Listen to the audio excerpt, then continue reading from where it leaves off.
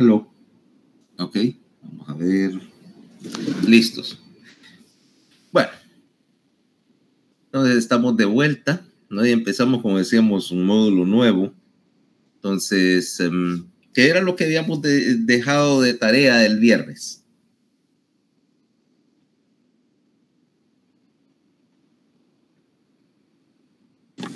Ver 3 videos para tener ya conocimientos previos acerca de lo que iba a explicar el día de hoy. Ok, ¿los vieron? Sí. Ok, entonces nos podemos meter. El tema era sobre músculos, si me recuerdo bien, ¿va?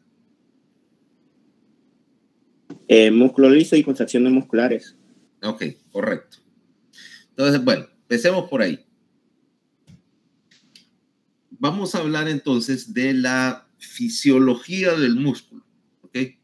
Primero hablar del músculo esquelético, que es un poco más involucrado, y luego ver cuál es la diferencia entre el músculo esquelético y el músculo cardíaco y el músculo liso, que en principio tienen la misma maquinaria bioquímica, pero que hay diferencia en detalle entre el funcionamiento del uno y del otro.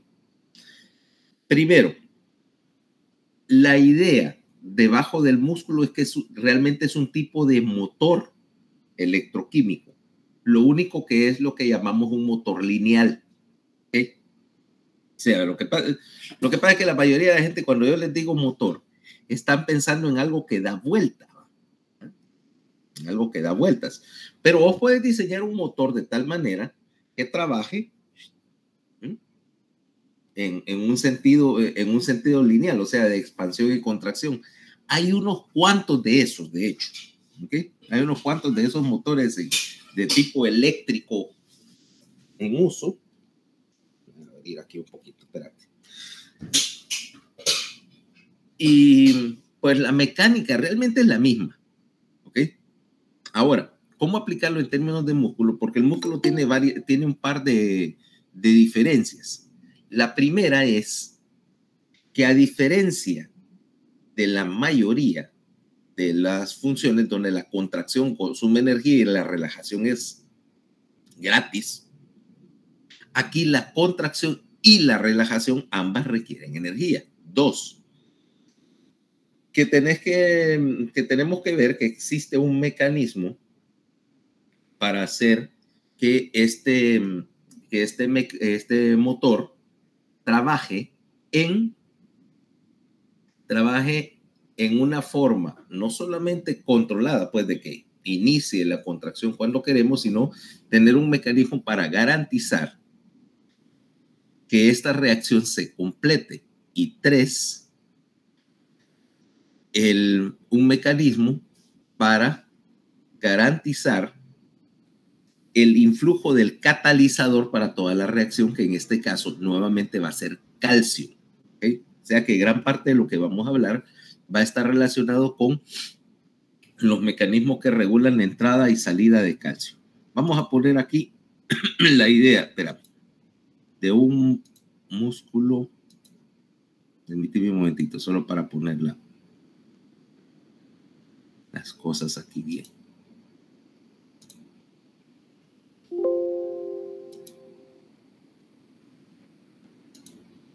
Ahí.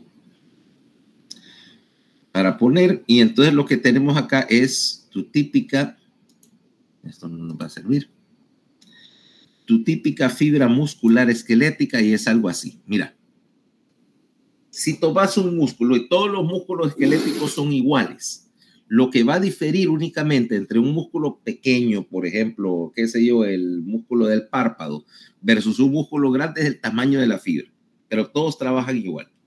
Entonces, si nosotros tomamos un músculo, los músculos están hechos de una agrupación de fascículos, ¿ok? Cada uno de los fascículos está envuelto en una vainita de tejido conectivo, y dentro del fascículo vamos a tener una fibra muscular. Ahora, en una fibra muscular me podrás decir, perdón, como quiera. ¡Au!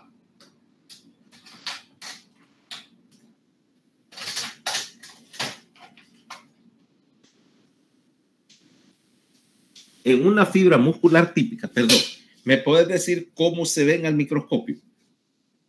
Ahí la tenés ahí para ayuda, la tenés enfrente. ¿Qué es lo que tiene una fibra muscular cuando se ve al microscopio?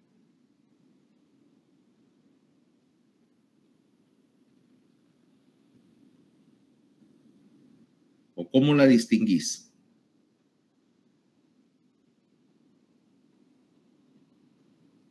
Pues parecieran como pelitos. Y así vistas microscópicamente se pueden ver las bandas A, banda C, disco Z, banda Ok. I. Sí, cuando la teñís con la tinción adecuada verías las bandas y los discos. ¿Y los núcleos dónde están?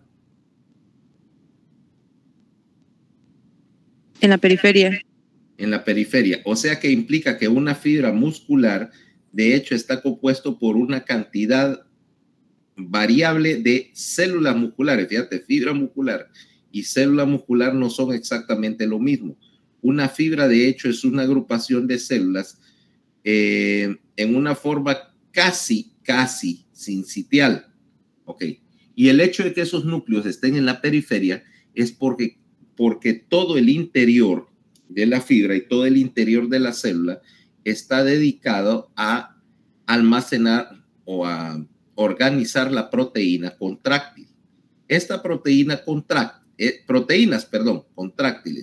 Estas proteínas contráctiles ocupan todo el espacio disponible. Entonces moviste todos los aparatos restantes de la célula periferia, en particular el núcleo y las mitocondrias que van a estar metidas más hacia la periferia.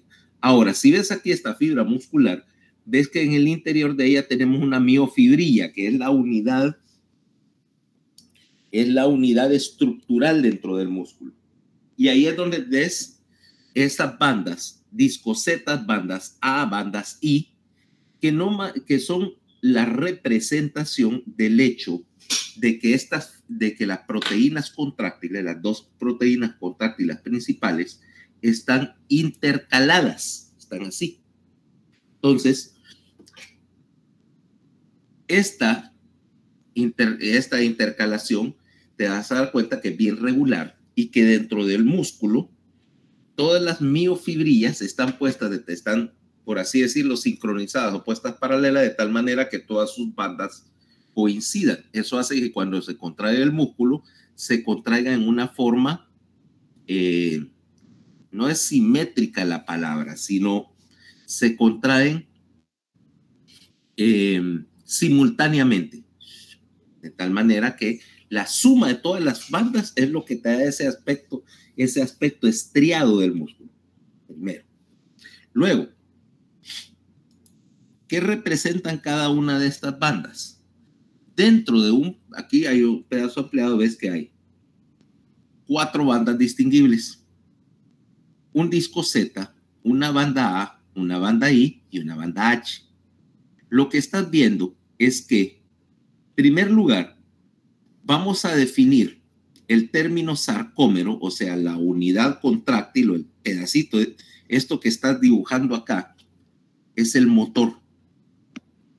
Es el espacio comprendido entre dos discos Z. El disco Z es donde un sarcómero se conecta con el siguiente y tiene este característico aspecto así en zigzag. Luego, dentro del disco Z vamos a tener en el centro un punto donde las proteínas, las dos proteínas contráctiles están esencialmente unidas. O para ser más claros, vamos a empezar por ahí mejor. Tenemos 2 proteínas. Esta que está acá es miosina. ¿Okay? Y esta es actina. Vamos a cambiar un momentito la idea a la idea del motor. A ver, vamos a tomar a alguien que es medio, que le encanta desarmar cosas, aunque no necesariamente las puede armar de vuelta como eran. Fernanda. Fernanda, nunca desarmaste un motor de algo cuando eras niña. Ahora de grande ya no es gracia, pero bueno, ¿alguna vez de niña lo hiciste? Un motor. ¿Sí? No. Es más, en clase, en la escuela, nunca se pusieron a hacer esa clase de experimentos o algo así, que agarrabas un motorcito o algo parecido, le ponías una batería para ver cómo funcionaba y un circuito eléctrico y esas cosas. No. Qué aburrida es la escuela tuya. Qué aburrida es la escuela donde fuiste. Y alguien lo hizo. No es que nadie repara nada en este mundo ya.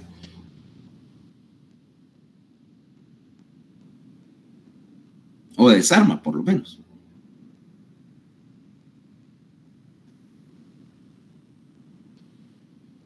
Bueno, ¿y qué hacen cuando el ventilador de su casa empieza a hacer ruido así que parece que estuviera moliendo el aire en vez de empujarlo? ¿Qué hacen ustedes? Yo no puedo vivir así con un ventilador al lado de mi cara. ¿Qué hacen?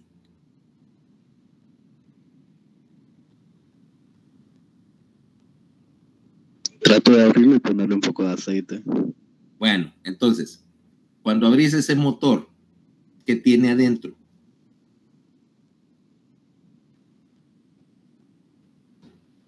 Un montón de cables. Bueno, sí. No lo voy a negar, no un montón. Realmente son bien pocos. Pero digo, cuando lo desarmas, ok, abrí, saca el ventilador, saca el motor, abrí lo que hay adentro. Obviamente el montón de cables están enrollados, ¿dónde?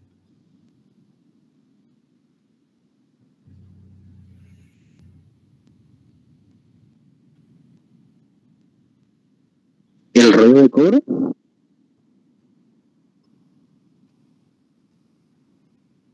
En serio, ustedes en serio me preocupan. En serio me preocupan porque miren, no es que necesariamente todo el mundo tenga que tener habilidad mecánica así tipo Mario Baracus, el de los Magníficos, pero son cosas que uno puede arreglar en su casa. Ok, vos desarmás un motor y hay una parte. Vos decís, en el cilindro que es el motor vas a ver una serie de alambrados que no se mueven, ¿va? Que están fijos al empaque del motor, ¿va? Y una pieza que es la que da vuelta, ¿correcto?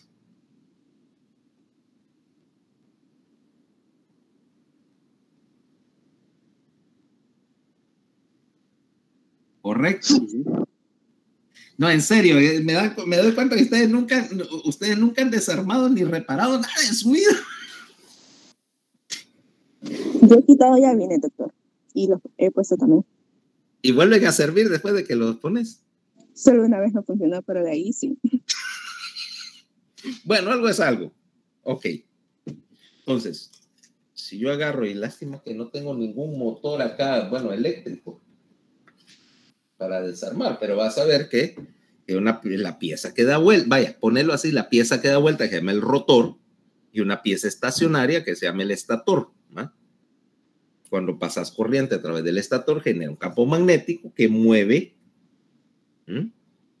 que mueve el rotor, que normalmente o tiene unos imanes en el interior o que tiene también un mecanismo para generar su campo magnético. Entonces la diferencia entre los dos es lo que da vuelta. ¿No? Así funcionan todos los motores. Bueno, aquí funciona igual. La diferencia es que les cambiaron un poquito el nombre.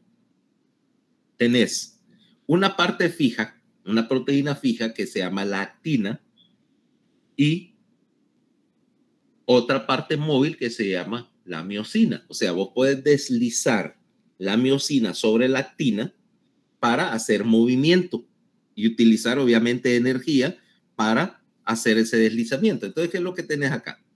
Tenés dos proteínas contráctiles que son las dos piezas del motor vas a tener la superposición de ellos, me va a dar diferentes partes de él. La banda H me representa el punto donde las moléculas de miosina se unen, porque ahora tenés, déjame ver,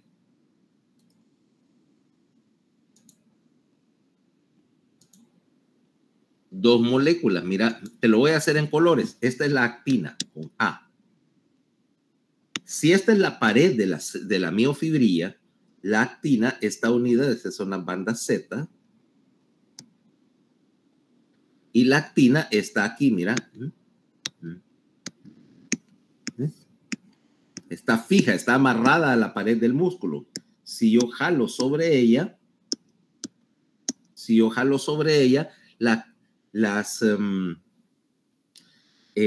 el músculo se va a contraer. Y la miosina, que te la voy a hacer en rojo, está aquí. ¿Ves que están intercaladas? Actina, miosina, actina, miosina. De hecho, esta tiene una cosita acá. Ya veremos qué son. ¿Vale? O sea que una puede deslizar sobre la otra. Ahora mira qué es lo que tienes acá.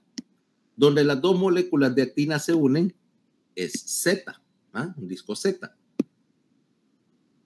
Donde las dos moléculas de miosina se unen, acá, una a cada lado, es la banda H. Y hay una parte acá donde te das cuenta que, bueno, la banda H es esto, mira, donde se unen, y en esta porción central te das cuenta que no están intercaladas, pues que como no se ha corrido la actina sobre la miosina, está libre la miosina. Esa es una banda H. Luego tenés el punto donde están intercaladas todas las, donde están intercaladas las dos, que mira aquí están reaccionando, es una banda A. El punto donde hay reacción. Y por último, un último sector, que es la banda I, ¿ok? Que es donde no están reaccionando. Entonces, una sarcómera está definida entre dos bandas, entre dos discos Z, y va a tener un sector que vamos a llamar I en la periferia, donde todavía no se ha completado la reacción, y un sector A, que es donde las moléculas están intercaladas y están jalando, y están jalando, por así decirlo, una contra la otra y produciendo fuerza. Ahora sí. Ahora, la actina y la actina y miosina, en primer lugar, tienen un patrón de intercalado bien bonito. Aquí lo tenés, mira. Para cada molécula de actina, aquí lo vamos a poner acá. Espérate.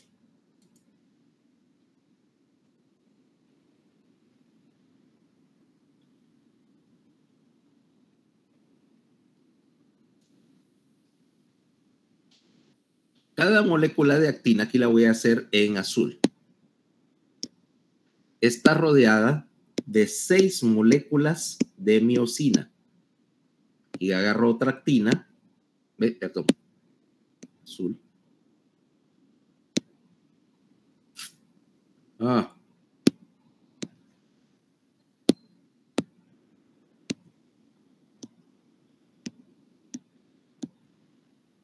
Ahora sí.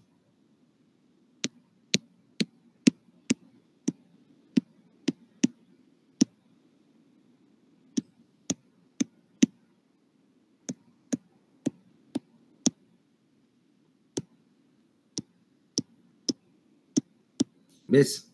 Cada molécula de actina está rodeada de 6 moléculas de miosina.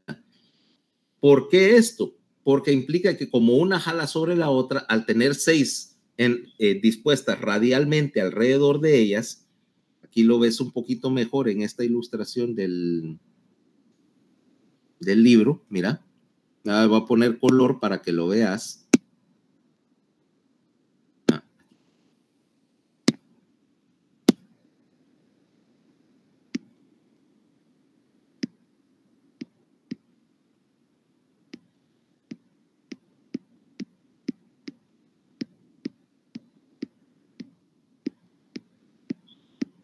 ¿ves? Y en azul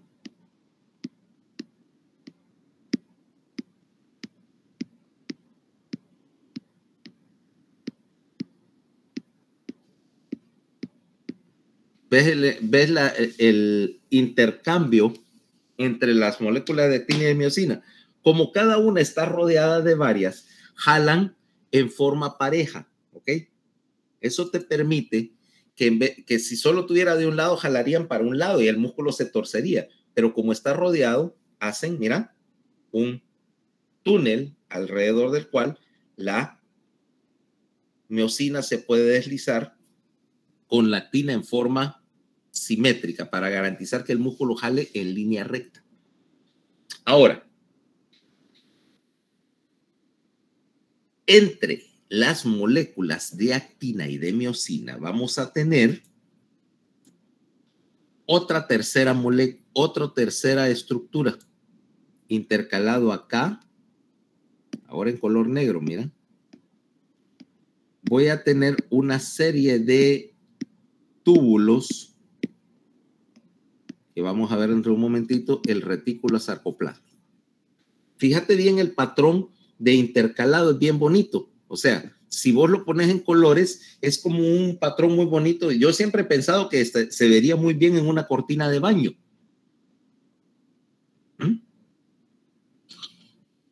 Ahora, este patrón tan característico, vos decís actina y miosina, pero realmente ambas proteínas son una estructura más compleja, ¿okay? De hecho, son una estructura compuesta. ¿Por qué? Porque la actina tiene dos puntos, dos componentes. Una parte filamentosa que vamos a llamar actina F. Mira, es como una trencita. Es una trencita o una barrita, y en la superficie de estas voy a tener puestas acá, mira, estas otras moléculas más pequeñas de lo que llamamos actina G. ¿Ok? Acá, acá, acá. ¿Ok? Y una cadenita acá, que viniendo de cada actina G, que tapa y destapa unos sitios en la molécula de actina F. ¿Ok? ¿Me van entendiendo la lógica ahí de la molécula? Por así decirlo. Sí. Ok. ¿Te acordás, Fernanda? Vos que tenés cara de que le gustan esas cosas, que hay unas barritas así como de dulce que son como torciditas sobre sí mismas, twists.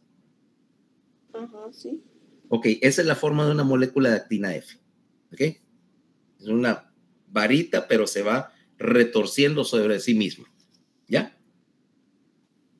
Ok. Y en la superficie tengo los puntitos de la otra de actina G, porque esa molécula de actina F en la trenza, tiene una serie de sitios, tiene una serie de puntos. Esos puntos son para que se unan a ella troponina, que es otra proteína que vamos a ver, y calcio, ¿ok? Y la actina tiene una particularidad. En presencia de calcio inmediatamente empieza a reaccionar.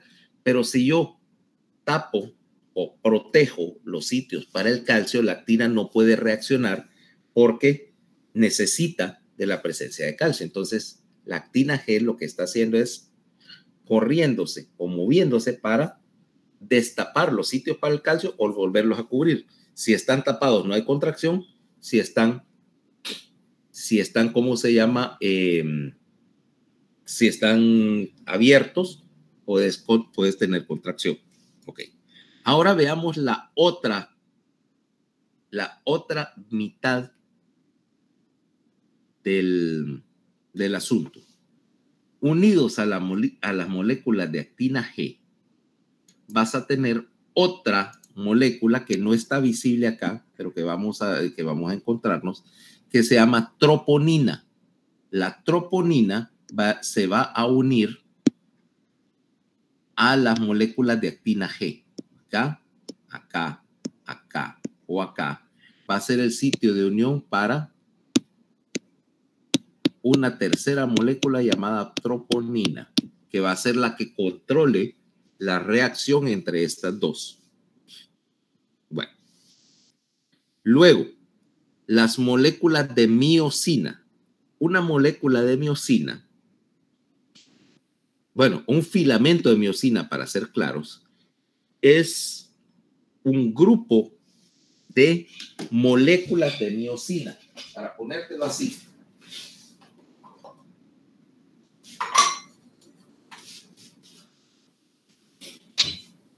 Para ponértelo de esta manera. Un filamento de miosina se vería así. Un montón de moléculas de miosina que están hechas como un amarrito, vaya, como un bundle, un atadito de moléculas.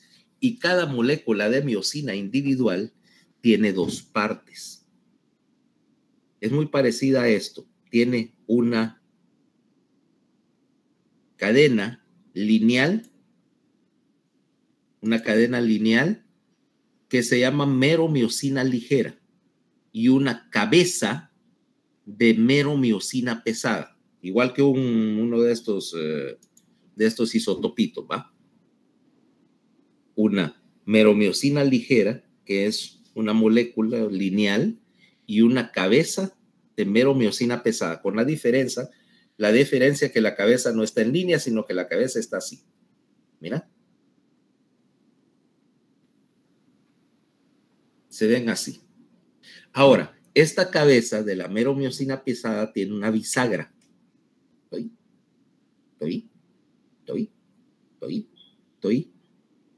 Y en la meromiosina pesada, de hecho, vas a tener un complejo de varias moléculas, entre las cuales hay una ATPasa. ¿Qué crees que está haciendo esa ATPasa ahí? Dándole energía para actuar. La energía para que la meromiosina pesada se desplace sobre la meromiosina ligera. Ahora tenemos ya la mayoría, no todos los componentes para hacer una reacción. Ok, tenés actina, miosina, troponina y supuestamente tenés ATP, ¿ok? En realidad va a haber ATP ahí en el sarcoplasma del músculo porque tenés mitocondrias produciendo y almacenando ATP para el uso de la energía. ¿Qué te hace falta entonces para iniciar la contracción? Calcio. Calcio, como dice Fernanda. Entonces, toda la reacción depende de que vos controles el ingreso de calcio a ese complejo. ¿Hay calcio? Contracción. Quito el calcio, paro la contracción. ¿Ok? Así de simple. Entonces, el problema que yo tengo ahorita es cómo garantizar que ese calcio llegue en cantidad suficiente y que llegue rápido a la célula muscular. Porque si yo pudiera decir, ok, ahí viene la primera diferencia entre el músculo liso y el músculo estriado. No me dice, bueno, el músculo liso puede hacer lo mismo. Tengo un mecanismo de abro un canal del calcio y el calcio entra al citoplasma y se hace la reacción. El problema es que si yo solo tengo canales de calcio en la membrana externa, el calcio tiene que entrar por difusión hasta el centro de la célula muscular y esa difusión toma tiempo. Si yo hago eso, tengo dos problemas. La contracción en el músculo depende, uno, de la cantidad de calcio que tenga disponible en el líquido extracelular, que puede variar. Y dos, el tiempo que va a tomar esa reacción lo hace impráctico para músculo esquelético que debe contraerse en forma rápida, ¿ok? Imagínate, viene Fernanda y su músculo depende de ese mecanismo y de repente va cruzando la calle y oye que hacia ella viene un perrito. Ya sabes que es un perrito, Fernanda, ya lo mencionamos.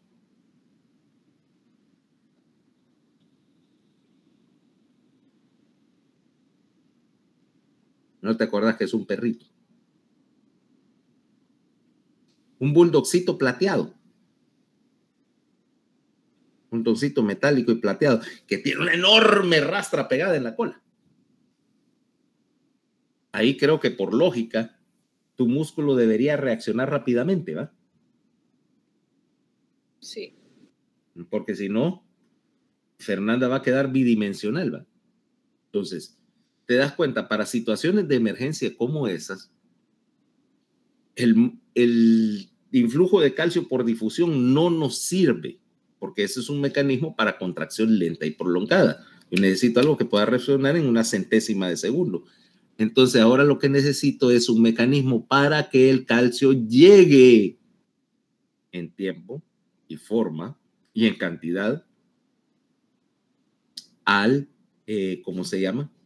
Al sarcoplasma. Y ahí es donde entramos en la especialización principal de la célula muscular, el retículo sarcoplásmico. Espérate. No, aquí no, aquí no, aquí no, aquí no. Aquí tampoco. ¿Dónde está esto? RS.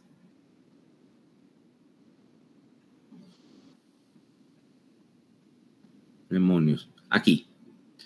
¿Ves lo que está sucediendo? En el retículo sarcoplásmico vamos a tener, aquí tenemos una célula muscular un poquito más ampliada. Mira, las mitocondrias están en la periferia. Luego, en la entrada del retículo sarcoplásmico, que este es una variación del retículo endoplásmico liso modificado para transportar calcio. En la entrada de del retículo sarcoplásmico y mirando hacia afuera, hacia el exterior de la célula, vamos a tener estos llamados túbulos transversos, o puedes abreviarlo como un túbulo T. Y estos túbulos se ramifican en esto que llamamos cisternas del retículo. ¿Ok? Ves que intercalados entre todas las fibras musculares vas a tener, mira, todos estos agujeritos son cisternas o son parte del sistema de transporte de calcio. Y de una célula muscular a la siguiente, los túbulos transversos también me permitan que fluya calcio de esta, que es una célula, a la siguiente y a la siguiente y a la siguiente. O sea, la señal de calcio o la entrada de calcio se puede propagar desde una célula a la siguiente a través de este sistema de túneles y canales especializados para calcio. ¿Cabal? Ahora, regresemos a nuestra ilustración original.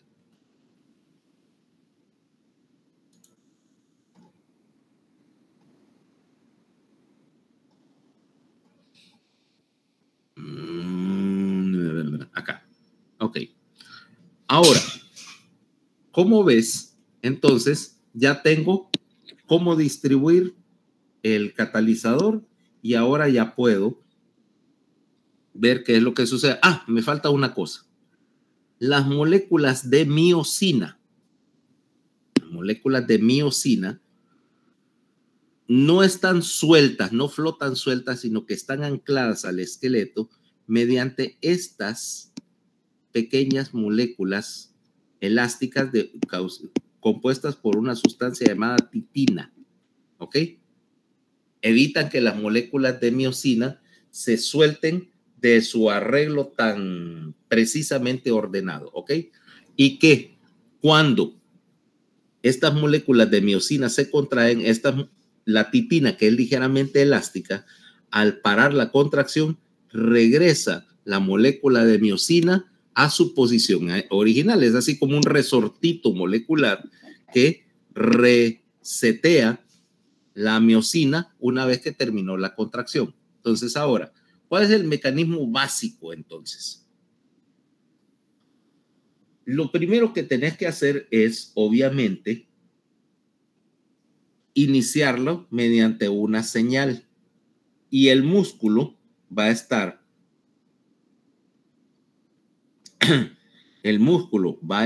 ¿cómo se llama?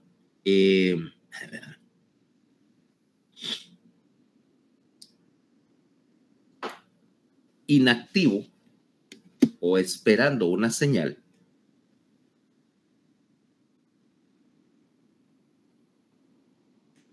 en un momento determinado. Ahora, para que ese músculo sea capaz de generar una contracción, necesita tener otra cosa adicional, y es que el músculo es capaz de generar un potencial de membrana, o sea, es capaz de generar carga eléctrica en su membrana. Ahora, la membrana del músculo entonces va a tener una carga. Normalmente el músculo está cargado a más 70 milivoltios. Esa es la diferencia de voltaje. 70 milivoltios positivo afuera, ¿ok? Eso es un poquito más bajo que el voltaje de la neurona, que canónicamente, digo, porque hay un poquito de variación, está cargada a más 80, ¿ok? Siempre la neurona trabaja un poquito más de voltaje que el músculo. La pregunta es ¿por qué?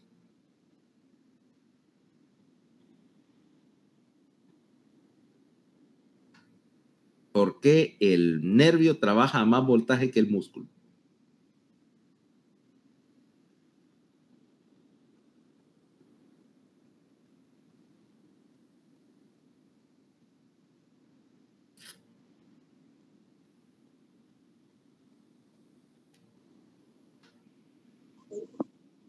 Para hacerlo más rápido, un impulso más rápido. Y por una razón de seguridad muy importante, que es para evitar que una despolarización accidental del músculo despolarice el nervio. Vos querés que la señal fluya del nervio al músculo, jamás en sentido contrario, ¿no? Sería absurdo pensar que el músculo pudiera controlar el nervio. Entonces, metiste el músculo a un voltaje más bajo. Primero, la razón que decís, o sea, por diferencia de carga, va a ser más fácil despolarizar al músculo, y la repolarización del músculo también va a ser más rápida que la del nervio. Así evitas un problema que tendrías, que es que el nervio tuviera que esperar a que el músculo se cargue. Acordate, de nada me sirve enviar una señal nerviosa a un músculo que no está listo. Entonces yo lo que quiero es evitar tener que esperar al músculo. Esa es una. Dos, lo que decías, por diferencia de carga, va a ser más lógico que, como hay un pequeño gradiente, el músculo sea más fácil de despolarizar. Ley de los ayotes, lo único que ha aplicado a la carga eléctrica. Y tres, por el mecanismo de seguridad que evita que algo que despolarice fibras musculares arbitrariamente te vaya a causar despolarización de una membrana neuronal cuando no debes. Ahora, caemos entonces a la idea de la neurona que está sirviendo al músculo. Y en este caso es una neurona específica. ¿Cuál?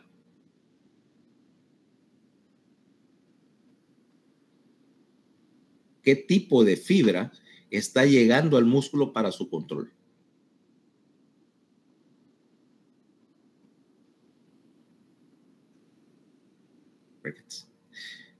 Fibra ¿A qué? Acuérdate que hay varias. alfa. Una fibra A alfa. Por cierto, para todos, aquí tienen que tener al lado de las notas y cosas de neuroanatomía, porque vamos a asumir para este módulo una cosa básica, que ustedes saben neuroanatomía, ¿ok? Que la llevaron, ya sé que la llevaron, si no, no estarían acá, pero que se la saben. Porque si no, se van a quedar atrás porque yo sí definitivamente no voy a hacer repaso de la clase de neuroanatomía aquí. Ya gasté saliva el semestre pasado en ello. Entonces, una fibra alfa. Esta fibra alfa, que es la que para nuestro efecto, después hablaremos de los mecanismos de control en otro momento, pero ahorita solo estamos viendo el control primario. Entonces, una fibra alfa llega, se despolariza, y ese es el primer paso, obviamente, despolarizar la neurona respectiva, que va a llegar a la placa neuromuscular. De hecho, mañana vamos a hablar de la placa neuromuscular y repasar los mecanismos exactos de control, pero bueno, llega, despolariza la neurona que envía una señal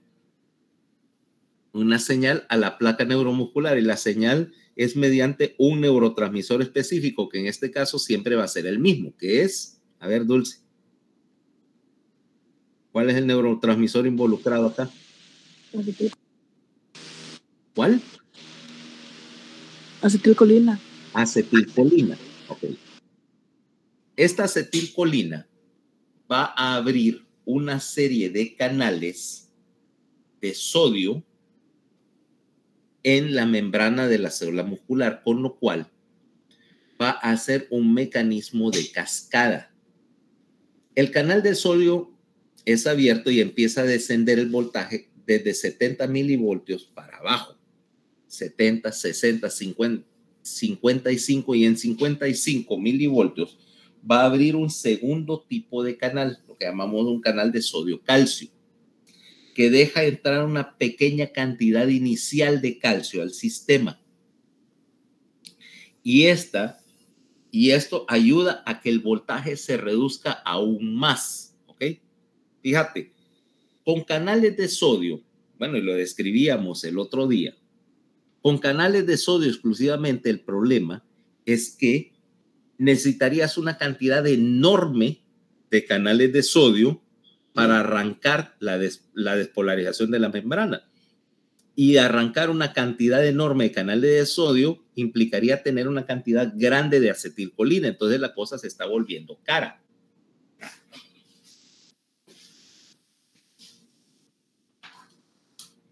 Y ayer que estaba fregando aquí en la NAFRE, me di cuenta cuál es el equivalente de utilizar solo canales de sodio para despolarizar toda la membrana. ¿Sabes cómo que es? Como encender un anafre a punta de fósforos. O sea, sin usar ocote ni nada, sino imagínate tratar de encender el carbón de tu parrilla solo con fósforos. ¿Se puede?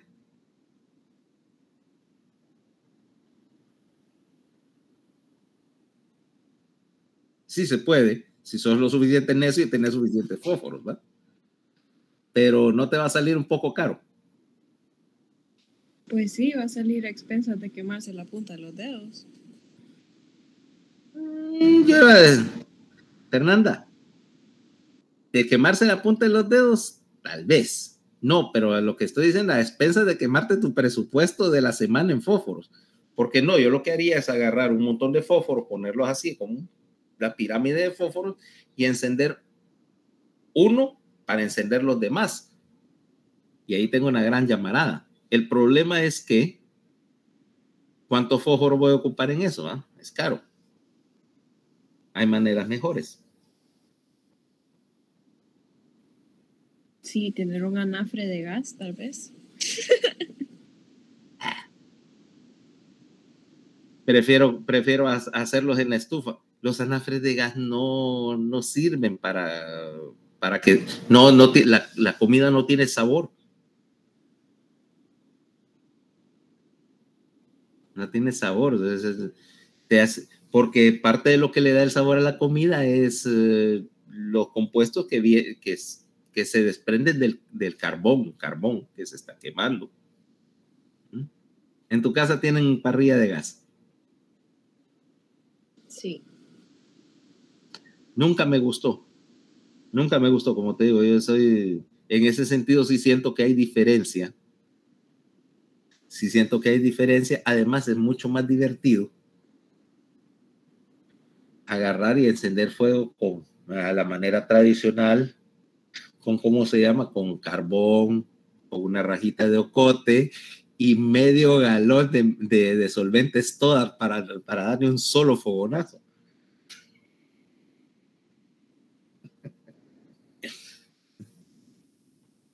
Y porque no puedo conseguir querosina de aviación para que toda la carne quede olorosa a querosina o a diésel si no sabes lo que estás haciendo. Pero bueno, es parte de lo que le da el sabor.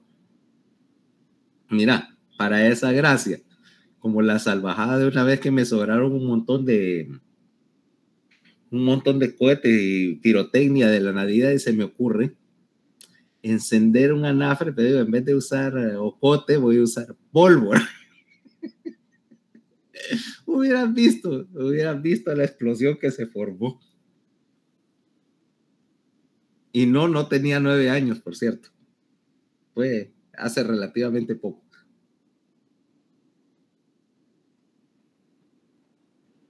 Pero bueno, dejemos el anafre de lado. Sí, dejemos el anafre de lado. Vamos a hacer barbacoa en tu casa y probemos y veamos si una parrilla de gas puede funcionar también con carbón, en caso de que se acabe el gas. No, gracias. Tu papá va a estar de acuerdo. A todos los papás nos gusta la aventura. Tu mamá, no sé.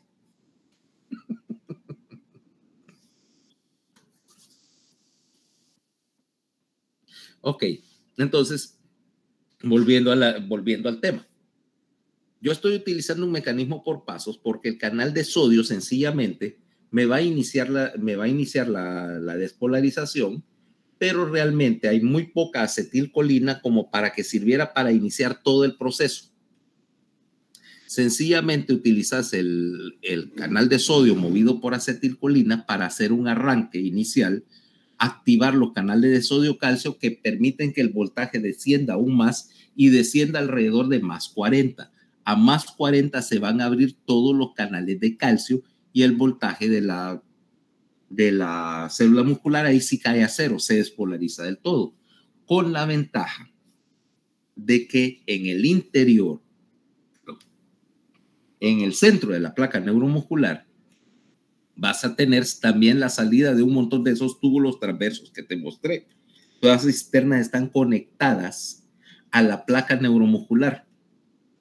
Por lo tanto, cuando la placa se despolarice, también ese retículo sarcoplásmico que está lleno de canales de calcio va a permitir que se abran los canales de calcio y entre todo el calcio que está guardado, está almacenado en las cisternas hacia el complejo de actina y miosina. Entonces, en ese momento tenés un influjo masivo de calcio al complejo, garantizando que haya calcio suficiente para iniciar la reacción, ¿ok?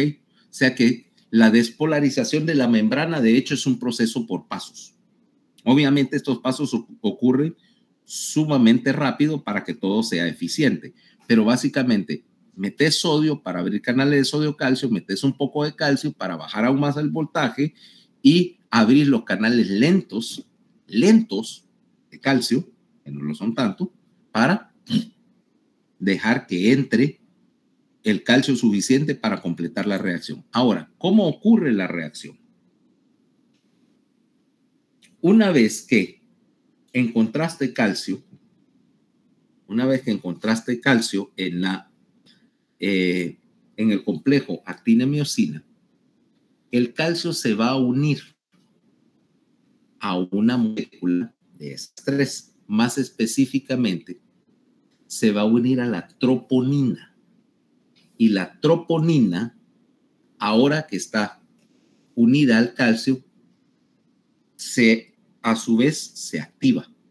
Y al activarse la troponina, va a hacer que la actina G se mueva. Se mueva en el sentido de que al moverse, descubre más sitios para el calcio que estaban tapados, los destapa para permitir que ahora el calcio que tenés flotando por ahí se una a la actina. ¿Ya? ¿Me va siguiendo? Ahora ya tengo un complejo. Actina, calcio. Y ese calcio me está proveyendo los sitios de unión para la miosina.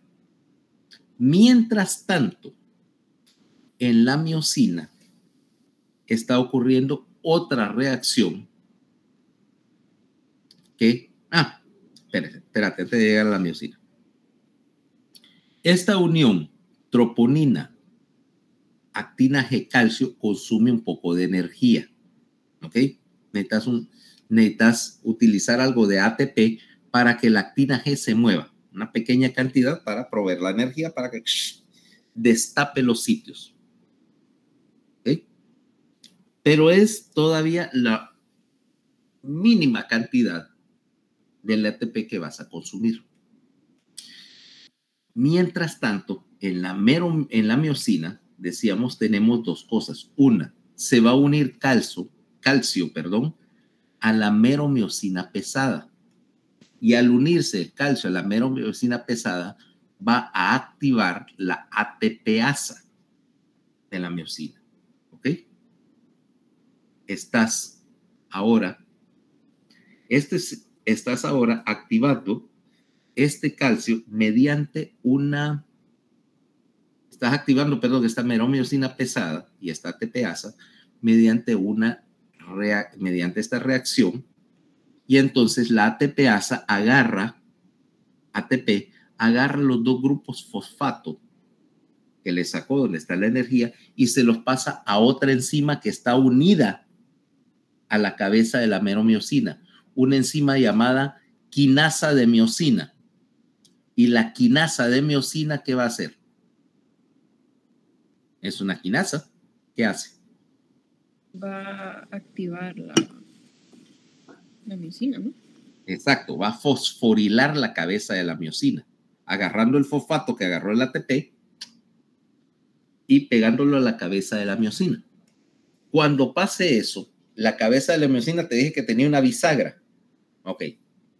Se va a unir al sitio activo en la actina G. ¿Te acuerdas que te dije que eran bolitas, ¿verdad? Los sitios esos para donde está ya el calcio proveyendo un sitio. Entonces la cabeza de la meromiosina se pega a la actina G y hace este movimiento, ¿verdad?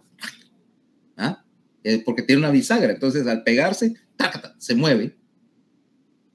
Son como manitas también. Como una manita, imagina. ¿Sabes cómo que es? Vamos a poner en aquel juego viejo de jala la cuerda. ¿Te acuerdas? Tug of War. No me digas que por lo menos eso sí jugaban en tu escuela. Al fin uno, porque ya me pensaba que ustedes en el colegio como que les echaban superglue al asiento y los tenían ahí en el recreo también. Ok. Ahora, pone un equipo de gente con una cuerda a jalar. Entonces, ¿qué es lo mismo? Agarra con una mano, jala. Siguiente, jala. Con el añadido de dos cosas. Para que ese juego sea eficaz, todo el mundo tiene que jalar al mismo tiempo, ¿no? Pones a alguien adelante que es el que jala y es el que da la señal. Dice 1, 2, 3, jala. 1, 2, 3, jala. ¿Ah? Sí. Ok, cuando lo jugas bien. ¿Ah? Y si sos eficiente, incluso podés jalar a un equipo, aunque los miembros del otro equipo sean más grandes o más pesados, porque estás trabajando coordinadamente. 1, 2. Quiere decir que este proceso es por... Cada vez que jalas y la cabeza de la meromiosina pesada se contrajo, se bloquea, se traba en esa posición, evitando que el músculo se regrese.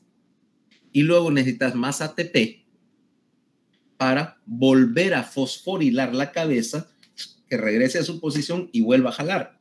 Cada vez que estás dando un tirón, estás gastando ATP porque estás haciendo que la ATPasa fosforile la cabeza de la miosina y jale, hasta que eventualmente el músculo, si no le das una señal contraria, sencillamente va a pasar una de dos cosas. Una, o se contrae hasta que todas las cabezas hasta que las dos actinas, se topan y ya las cabezas no pueden jalar porque literalmente contrajiste el músculo a la máxima contracción, o sea, o a la mínima longitud, como querrás decirlo, de que es capaz, o de que pare la señal de contracción, quites el calcio de la reacción y al quitar el calcio, el músculo regrese a su posición porque se relajó. ¿Ok? Obviamente, quitar el calcio también tiene un costo, va a necesitar un poco de energía para relajarlo, porque necesita energía para bombear el calcio de vuelta al retículo sarcoplásmico. Hasta ahorita, eso que te acabo de mencionar es el mecanismo general de la contracción. ¿Lo entiende todo el mundo?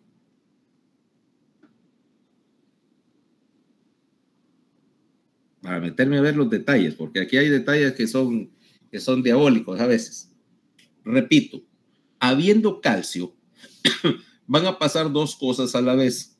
La primera es que el calcio se une a la troponina. En el lado de vamos a llamarlo así, en el lado de la actina o en la barra de actina.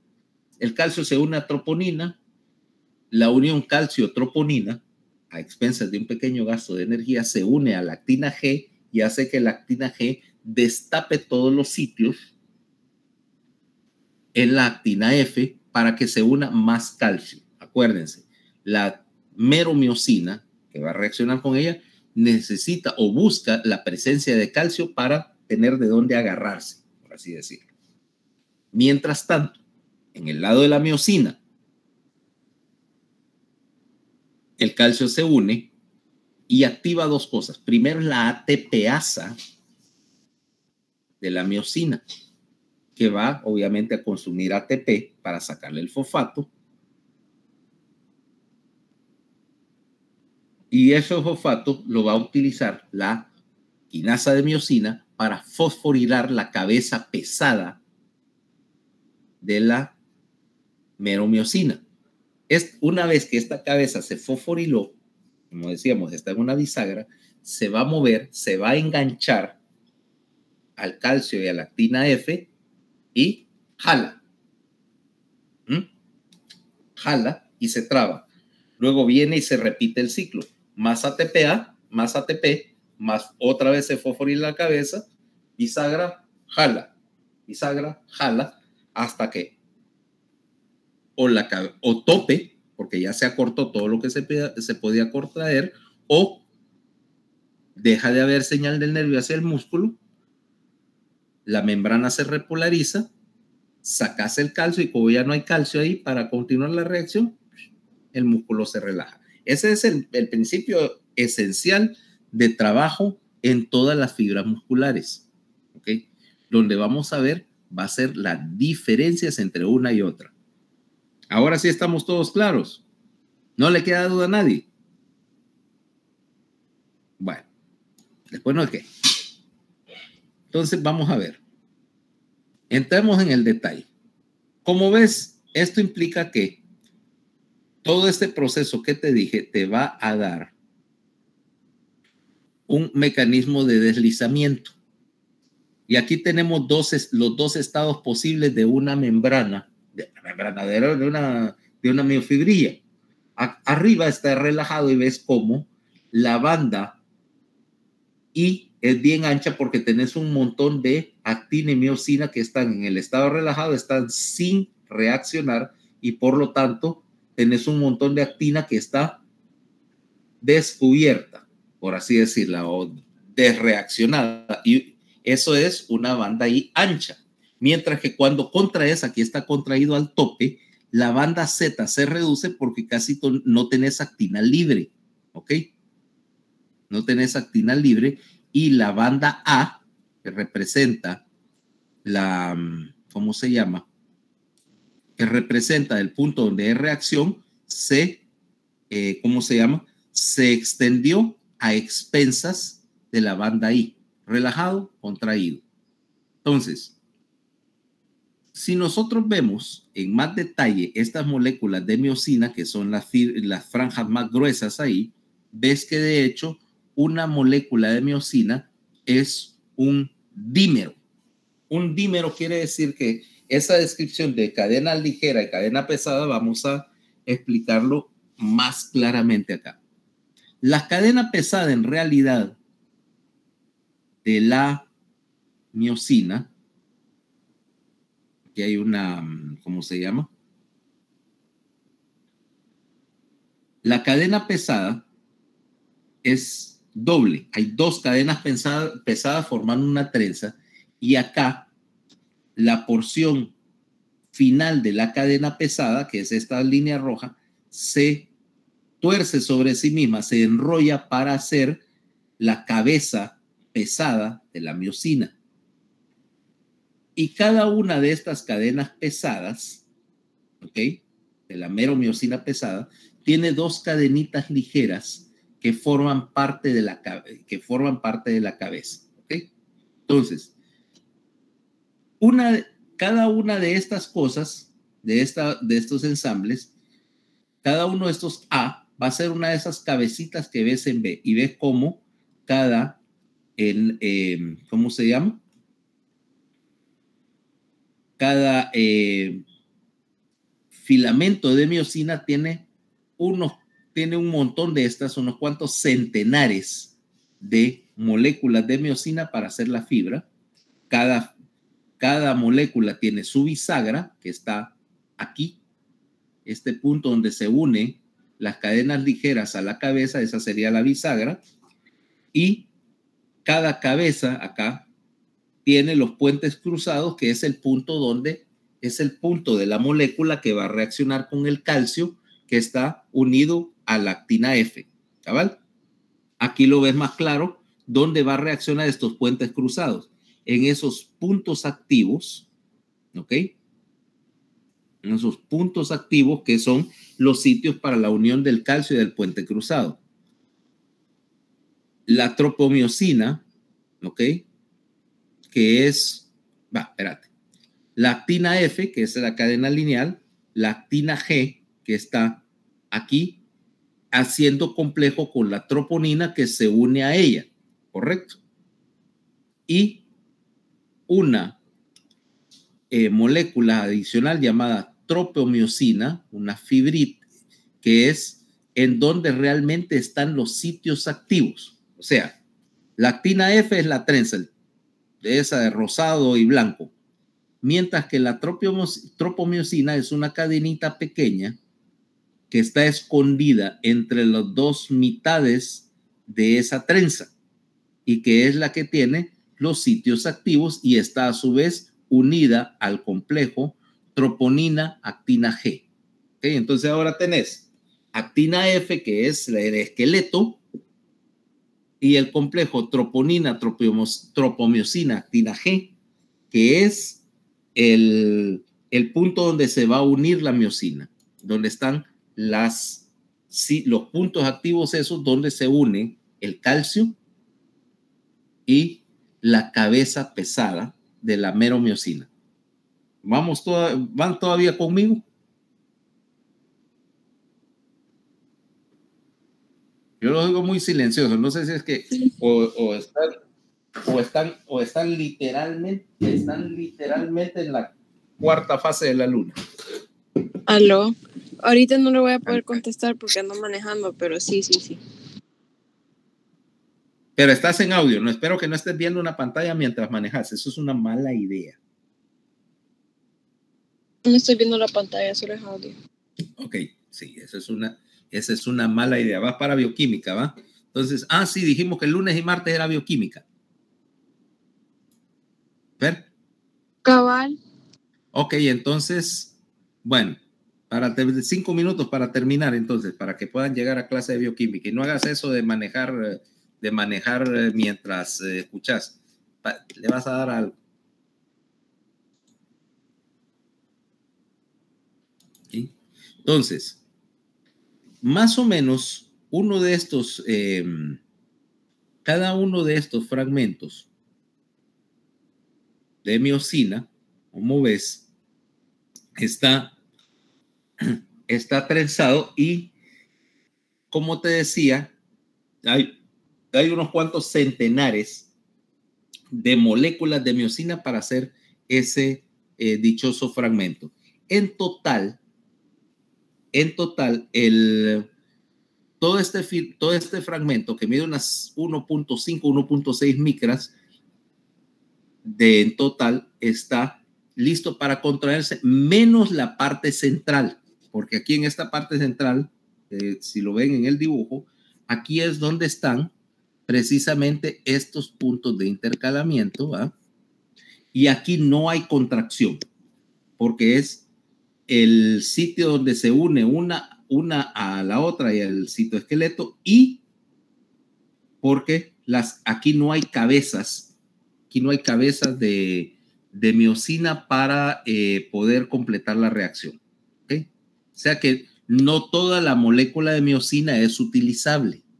Hay un pequeño pedazo que por necesidad va a tener que unirse. Ahora, cada, ¿cómo se llama? Cada, ¿cómo se llama? Cabeza tiene aquí, para ser más claro, decíamos aquí tenemos una quinasa y tenemos una tepeasa. La tepeasa está acá. Parte de la cadena ligera es la enzima y este es el sitio donde está sacando ATP para ADP más un fosfato más energía para fosforilar la cabeza. ¿Okay? Entonces aquí ya estamos viendo como ves que ahí a nivel molecular las cosas también tienen una organización bastante clara. Sigamos con esto. Entonces, ahora pasemos a la actina. Como decíamos, la actina F está formado aquí por dos trenzas, es una trencita así, y la otra trencita, de tal manera que me van a formar estos sitios, y entonces aquí tenemos un complejo. Decíamos, actina G más tropomiosina más troponina. ¿Ok? Que este complejo va a ser el complejo necesario que tiene la responsabilidad de iniciar la reacción, ¿ok? Permitiendo la unión del calcio que entró por el retículo sarcoplámico. Entonces, teniendo esto, entonces, de hecho, la troponina yo la puedo desarmar en tres partes. La troponina va a tener tres subunidades, tres bloques. El primer bloque, que se llama troponina I, es donde se pega a la molécula de actina. El otro se va a unir a la molécula de tropomiosina y el tercero es el del calcio. O sea que esa troponina incluso va a tener tres componentes separados. Bueno, para que vayan a bioquímica, entonces aquí vamos a terminar. Mañana vamos a seguir con el resto de la parte molecular y con el mecanismo de control, lo que vamos a llamar acoplamiento entre excitación y contracción. ¿Ok? Entonces mañana seguimos con esta historia del músculo. Ok, doctor, gracias. Bye. Ok, vemos mañana.